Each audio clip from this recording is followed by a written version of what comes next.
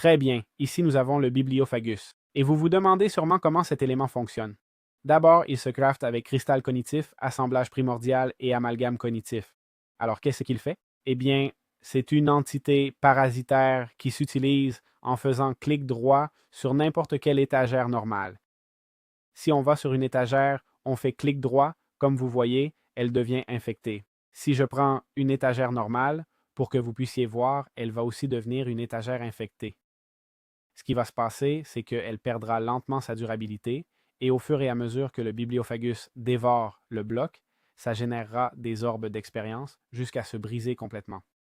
Tout à l'heure, comme vous avez vu, je suis passé ici un instant récupérer l'expérience qui se libère et je suis monté en un rien de temps au niveau 30.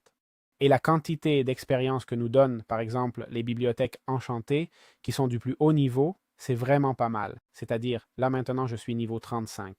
Ou même ces autres qui étaient à 1,5, elles nous donnent aussi une quantité d'expérience assez dingue. Là, je viens de passer du niveau 35 au niveau 40. Ça, c'est énorme, énorme, vraiment énorme comme niveau d'expérience.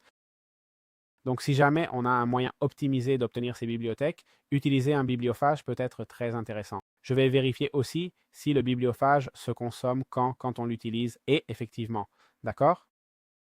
Un bon point, c'est que si tu as déjà une bibliothèque infectée, infecter les autres, voilà, elles vont s'infecter toutes seules. D'accord?